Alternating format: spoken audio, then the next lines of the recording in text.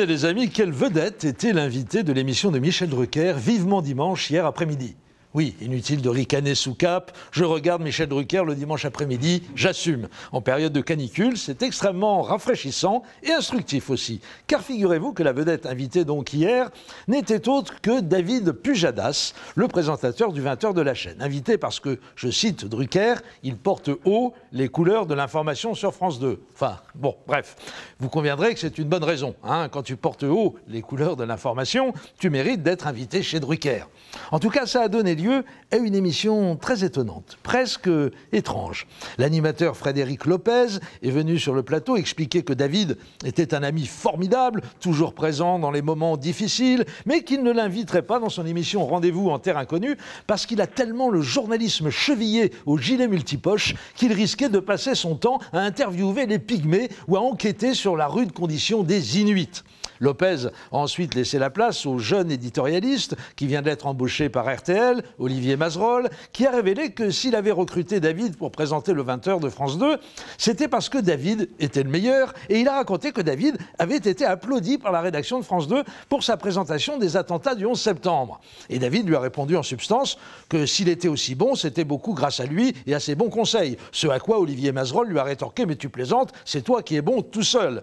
C'est ce que pensait également le trio de collègues de David qui ont pris la place de Mazerolle sur le canapé rouge de Drucker, trio avec lequel il a créé l'émission Des paroles et des actes, et composé de la chef du service politique de France 2, Nathalie Saint-Cric, épouse à la ville de notre ancien patron Patrice Duhamel, n'a pas manqué de signaler Drucker au passage, François Langlais et Fabien Namias.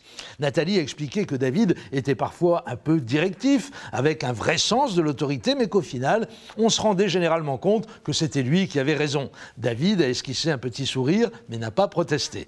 Je n'ai plus le souvenir exact de ce qu'ont ajouté François et Fabien, mais je suis à peu près certain que ça avait à voir avec le fait que David est un immense professionnel, doté de surcroît de qualités humaines sans équivalent dans le métier.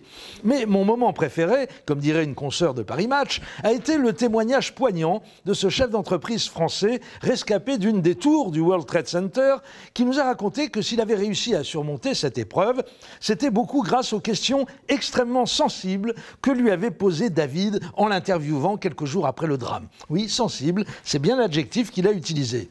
Quoi? Ah, ok, d'accord. J'ai compris. Je te reconnais bien là, abonné de Mediapart, toujours partant quand il s'agit de ne voir que le côté négatif des choses. Tu vas nous ressortir l'exclamation teintée d'allégresse proférée par David Pujadas, alors qu'il était filmé par une équipe de Canal+, devant l'un des nombreux postes de télévision présents dans les locaux de la rédaction de France 2 le 11 septembre 2001, ouvrez les guillemets, waouh, génial, alors ça, c'est encore mieux que le Concorde, on est battu. Texto, il avait vraiment dit ça devant une caméra en découvrant les images de l'attentat.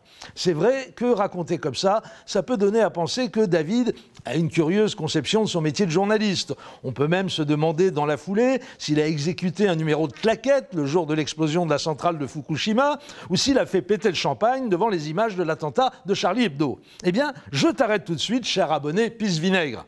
Si David Pujadas s'était écrié « Waouh, génial !» en voyant le premier Boeing s'écraser sur une tour de Manhattan, c'était évidemment parce que le scepticisme dont doit faire preuve spontanément tout journaliste digne de ce nom, face à une information non vérifiée, lui avait interdit d'apporter un quelconque crédit à cette image manifestement trop spectaculaire pour être honnête et sur la véracité de laquelle pèsent encore aujourd'hui de nombreux soupçons quand on sait de quoi est capable le service audiovisuel du Mossad. J'en parlais encore ce matin avec mes amis Jean-Marie Bigard, Mathieu Kassovitz et Marion Cotillard et ils sont d'accord avec moi.